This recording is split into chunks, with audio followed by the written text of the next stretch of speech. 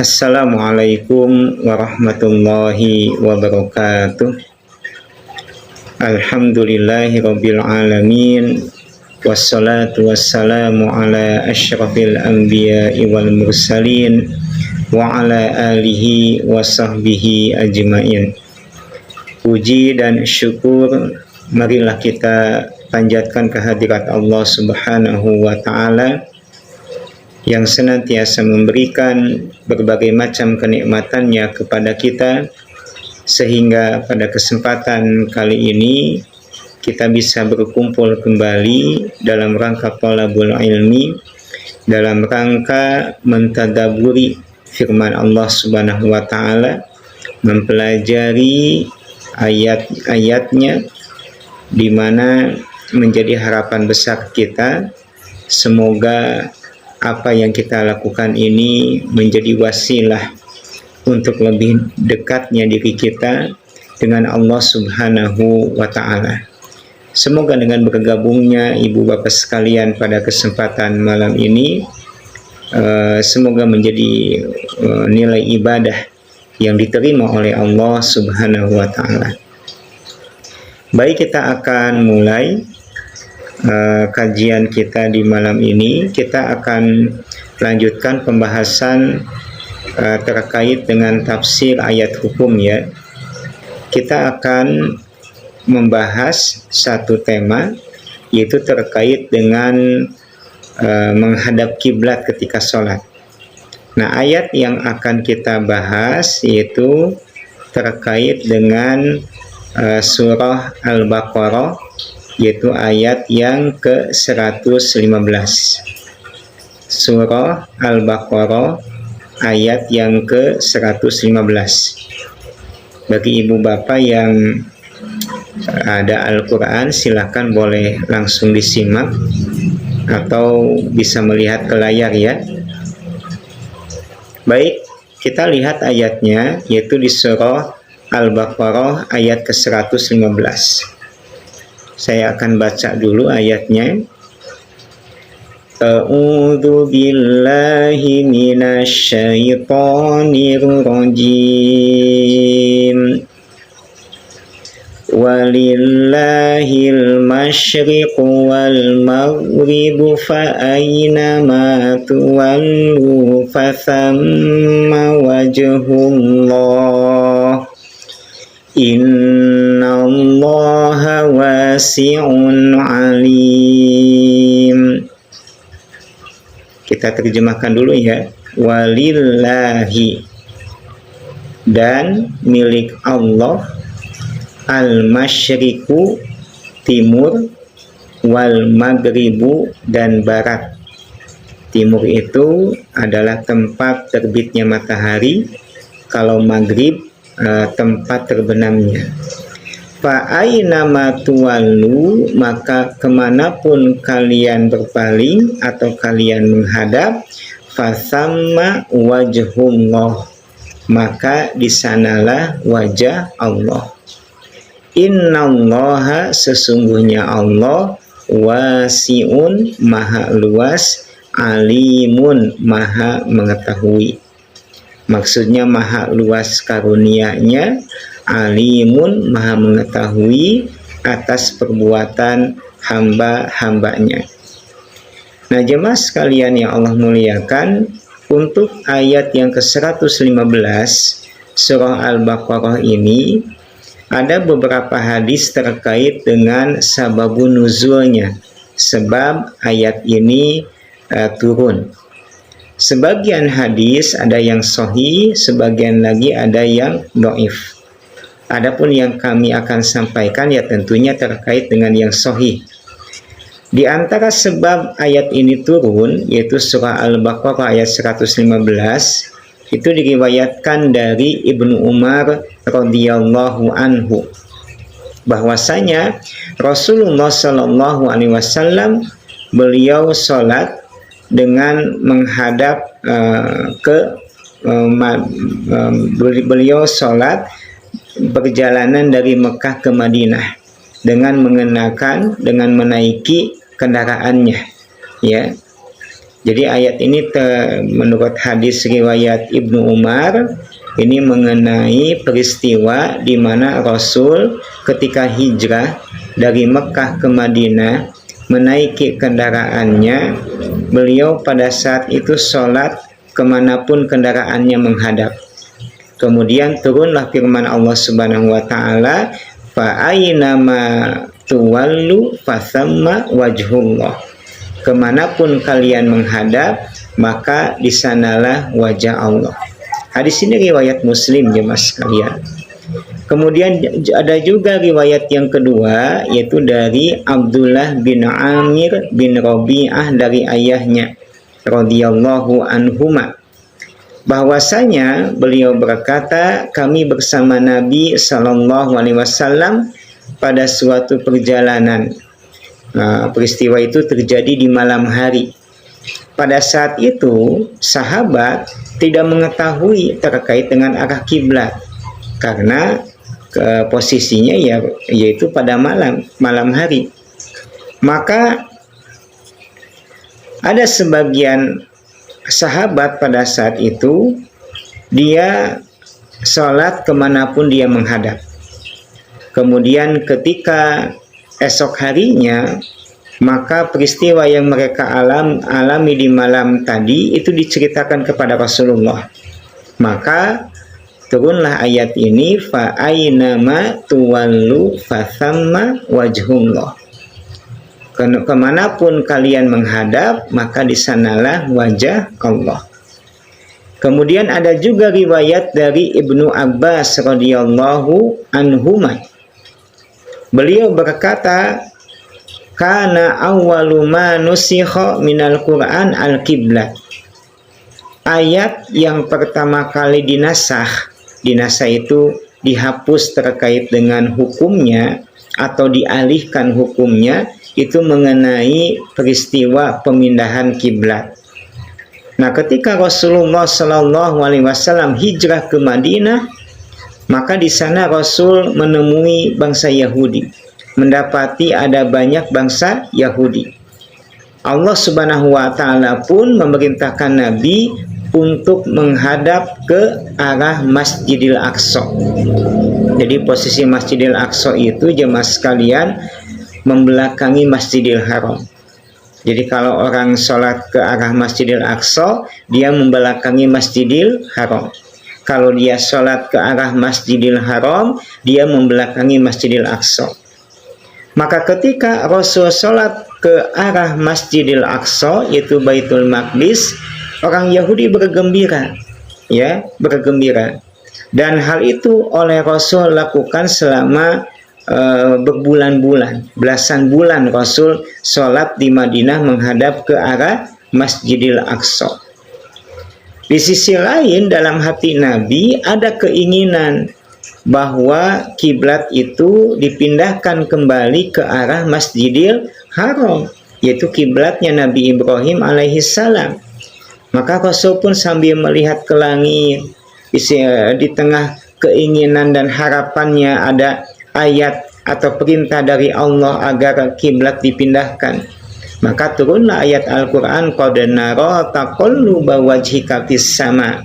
Sungguh kami telah melihat wajah kamu yang suka menghadapkan ke arah langit.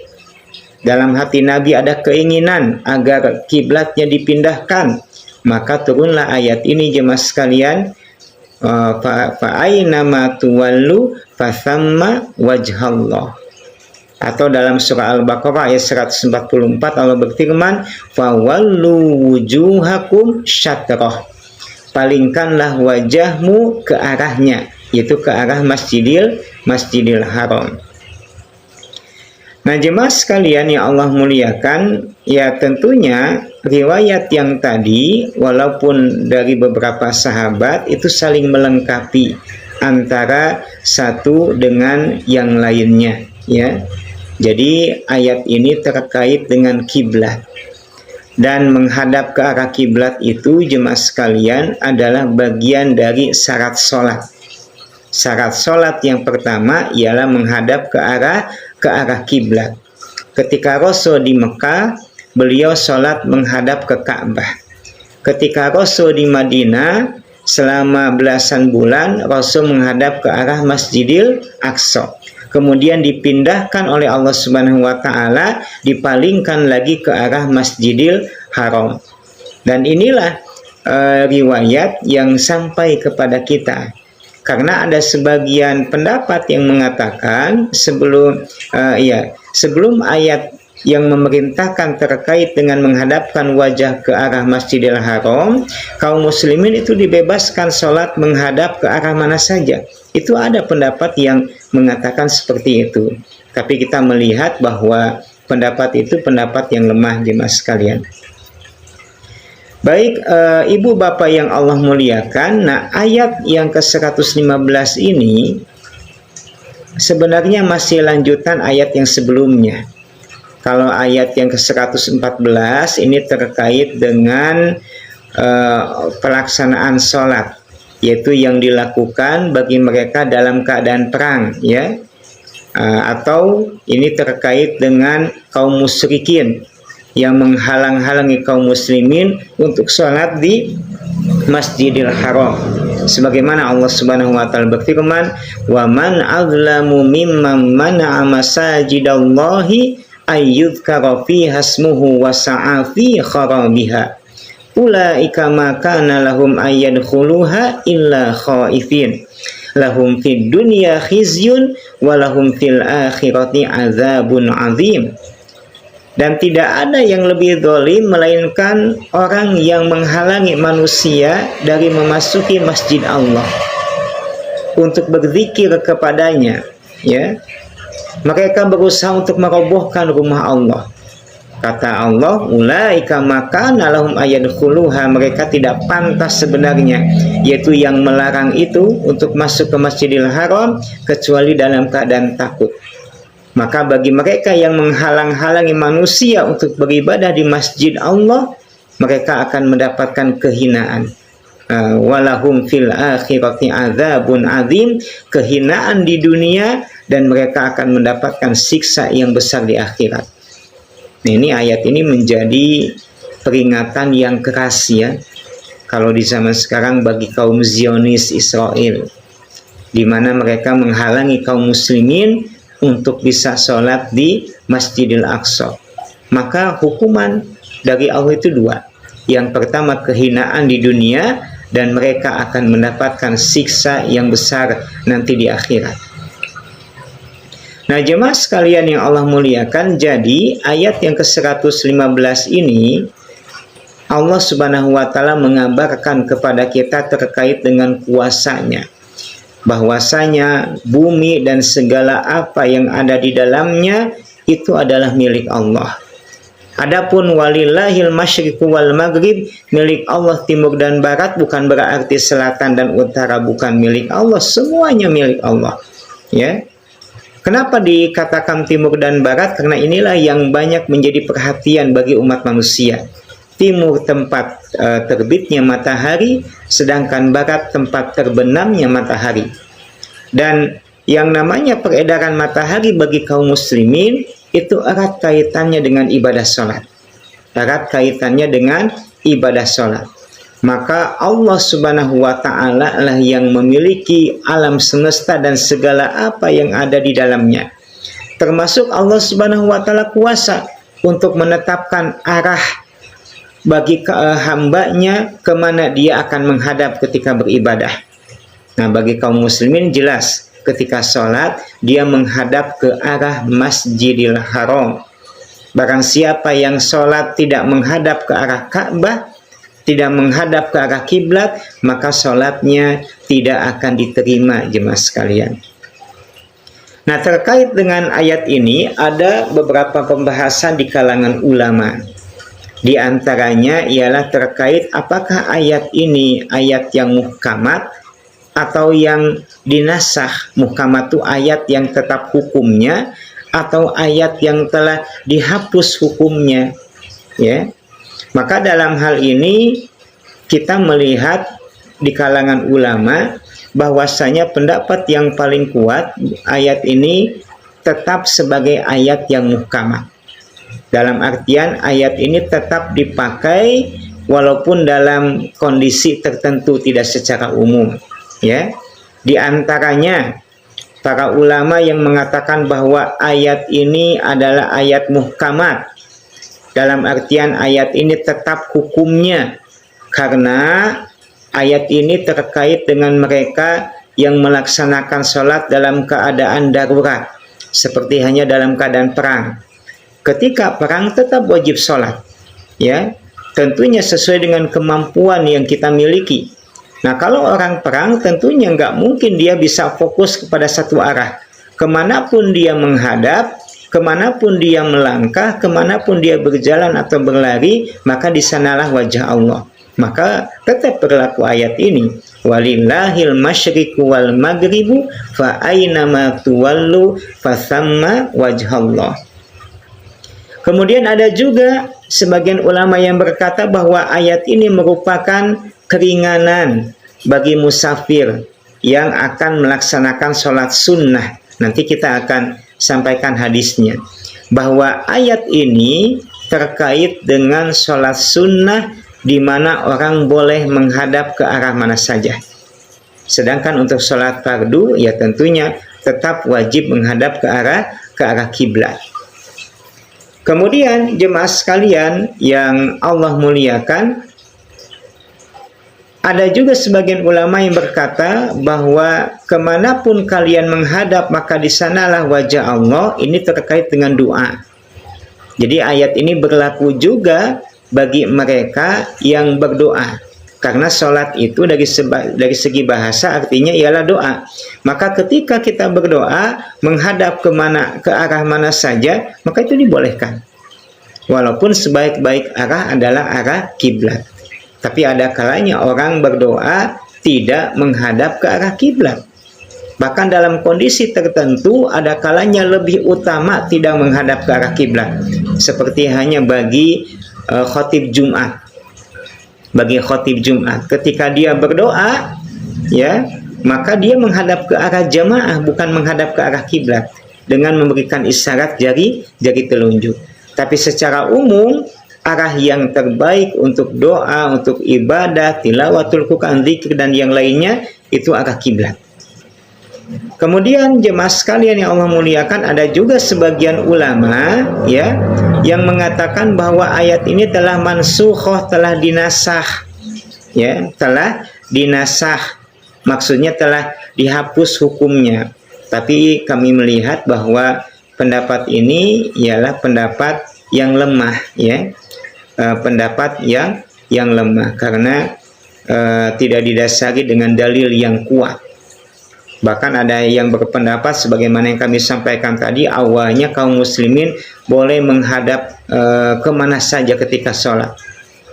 Nah, ini lebih lemah lagi karena dalil yang sampai kepada kita kiblatnya kaum muslimin itu dua, ya, pada zaman Rasulullah. Yang pertama Masjidil Haram dan yang kedua ialah Masjidil Aqsa. Kemudian ada juga pendapat yang ketiga jemaah sekalian dari dua pendapat tadi, ya. Berkata pendapat yang ketiga ini, ayat ini mansukhoh, terhapus hukumnya, dalam artian tidak boleh sholat menghadap ke arah mana saja bagi mereka yang mengetahui dan punya kemampuan mengetahui arah kiblat. Ya.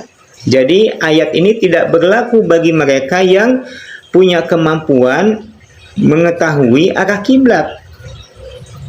Sedangkan ayat ini menjadi muhkamat, menjadi tetap hukumnya bagi mereka yang jahil, yang tidak tahu terkait dengan arah kiblat atau tidak ada kemampuan untuk mengetahui arah kiblat.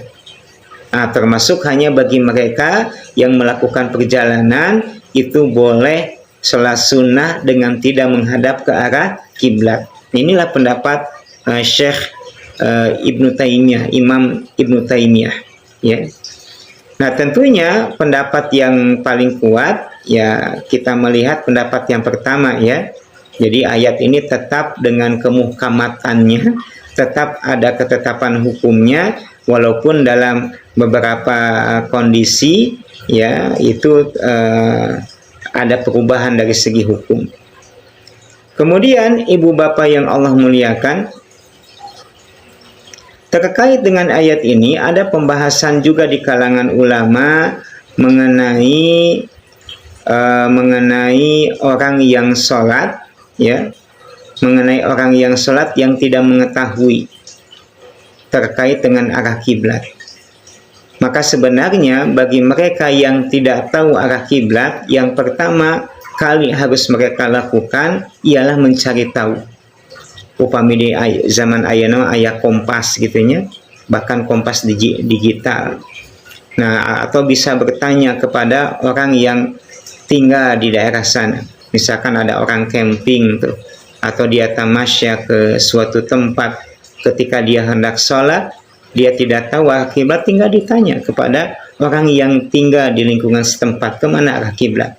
Baru kalau sudah berusaha tidak kita dapati ketentuannya, boleh sholat sambil menghadap ke arah mana saja, ya.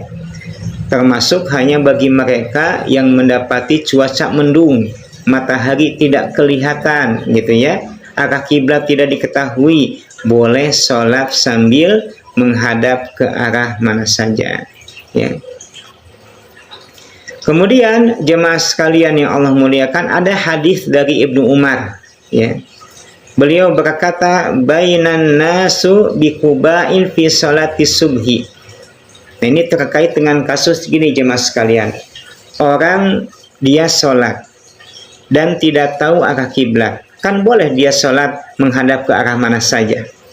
Pertanyaannya, ya, ketika dia di tengah-tengah sholat atau selesai sholat, tiba-tiba ada yang mengabarkan bahwa kiblat dia salah, apa yang harus ia lakukan? Maka kita coba bagi dua dulu jemaah sekalian. Bagi orang yang berada di tengah-tengah sholat, kemudian dia sholat menghadap ke arah yang salah, lalu ada orang yang ngasih tahu, maka dalam hal ini ada dua pendapat di kalangan ulama. Yang pertama, dia tinggal berputar arah saja. Ya, dia tinggal berputar arah saja. Ini pendapat Imam Abu Hanifah, Imam Malik, dan Imam Ahmad bin Hambal. Jadi tidak usah membatalkan sholatnya. Hal ini berdasarkan hadis dari Ibnu Umar. Beliau berkata, ketika kami berada di Kuba waktu sholat subuh, ya, tiba-tiba ada orang yang datang dan mengabarkan bahwasanya telah turun ayat kepada Rasul, ya, yang menjelaskan bahwa kiblat harus berpindah dari Masjidil Aqsa ke Ka'bah. Maka pada saat itu pun para sahabat yang ada di Kuba, ya, yang ada di Masjid Kuba, memutar posisi badannya dari Masjidil Aqsa, memutar balik kanan ke arah Masjidil Haram, dan mereka tidak membatalkan sholatnya. Ini menunjukkan bahwa sholat yang dilakukan pertama dan kedua, walaupun beda kiblat, itu hukumnya sah. Jadi tidak perlu dibatalkan. Kemudian ada juga dalil yang lain, ya, terkait dengan menjalankan ketaatan kepada Allah sesuai dengan kemampuan. Jadi mampu nak kita menghadap ke arah mana saja karena ketidaktahuan, itu tidak berdosa, ya, dan tidak menjadikan batal amal ibadah yang telah kita lakukan.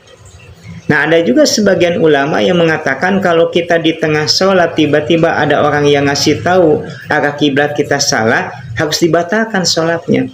Nah, ini pendapat dari kalangan Syafi'iyah. Nah, kalau kita melihat dari segi pendalilan, kita lebih condong kepada pendapat yang pertama.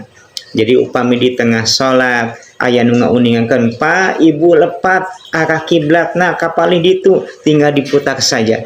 Tidak perlu sholatnya dibatalkan. Kemudian jemaah sekalian yang Allah muliakan, lalu bagaimana kalau sholatnya telah selesai? Tiba-tiba ada yang ngasih tahu bahwa ibu atau bapak tadi sholat yang dilakukan itu salah arahnya, harusnya menghadap ke sana bukan ke sini. Nah, pertanyaannya, apakah kita perlu mengulang sholat atau tidak? Dalam hal ini juga ada perbedaan pendapat di kalangan ulama. Tapi pendapat yang kami ambil, yaitu yang kami anggap lebih kuat, orang tersebut tidak perlu mengulangi sholatnya. Lantaran Allah Subhanahu wa taala berfirman, la yukallifullahu nafsan illa wus'aha. Allah tidak membebani seseorang melainkan dengan kesanggupannya. Dalam hal ketaatan Allah berfirman, fattaqullaha mastata'tum. Bertakwalah kepada Allah sesuai dengan kemampuan yang kalian miliki. Jadi orang tidak tahu nih arah kiblat. Dia sudah berusaha mencari kompas, melihat langit, atau bertanya kepada manusia. Gak ada yang bisa memberikan informasi yang pasti kepadanya. Maka dia pun akan berijtihad, akan mengambil suatu keputusan bahwa dia akan menghadap ke arah ini, tidak menghadap ke arah sana, ya. Lalu ketika selesai sholat ada orang yang ngasih tahu bahwa arah kiblat kita salah, maka tidak perlu diulangi. Lantaran Allah tidak membebani kita dengan suatu beban yang di luar kesanggupan kita, jemaah sekalian. Nah, dan tentunya kalau ada kondisi seperti itu, ayat ini bisa dijadikan dalil. Walillahil masyriqu wal maghribu fa aynama tuwallu fa thamma wajhullah. Milik Allah timur dan barat, kemanapun kalian menghadap, maka di sanalah wajah Allah, ya. Kemudian ibu bapak yang Allah muliakan, di antara pembahasan di kalangan ulama yaitu terkait dengan sholat dengan menaiki kendaraan. Dulu itu kendaraan yang biasa ditunggangi oleh Nabi yaitu keledai atau unta, ya. Keledai atau unta. Dan beliau pun pernah sholat sunnah dengan menaiki kendaraan, ya. Dan hal ini menjadi dalil bahwasanya, ya, dibolehkan bagi mereka yang melaksanakan sholat sunnah ketika dalam safar atau perjalanan tidak menghadap ke arah kiblat. Hal ini di antara dalil yang digunakan ialah apa yang dilakukan oleh Nabi Sallallahu Alaihi Wasallam. Hadis dari Ibnu Umar, jemaah sekalian, bahwasanya Nabi beliau melaksanakan sholat ketika safar di atas kendaraannya. Kemanapun kendaraan itu menghadap, ya, maka ke arah itu Rasul menghadapkan ibadahnya, menghadapkan sholatnya.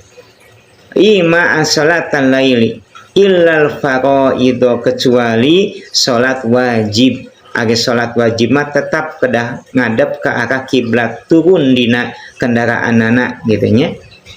Jadi bagi mereka yang safar, bagi mereka yang sedang dalam perjalanan, boleh sholat sambil menaiki kendaraannya, kemanapun kendaraannya itu melaju, kemanapun kendaraannya itu menghadap, maka sah ibadah sholatnya. Tapi tentunya itu hanya sebatas sholat sunnah, ya. Adapun sholat wajib, kalau ada kemampuan kita untuk menghadap ke arah kiblat, maka wajib tetap harus menghadap ke arah kiblat. Nah, kemudian ada juga pembahasan di kalangan ulama terkait dengan mereka yang sholat dengan menaiki perahu, ya. Sholat di atas perahu. Hal ini pernah ditanyakan jemaah sekalian kepada Ibnu Umar, ya. Bahkan Rasul pernah ditanya terkait dengan orang yang sholat di atas perahu. Lalu beliau menjawab, sholli fiha qaiman. Sholatlah kamu dalam keadaan berdiri, tetap berdiri. Kecuali kalau khawatir perahunya akan tenggelam, ya, maka boleh sholat di atas perahu sambil duduk.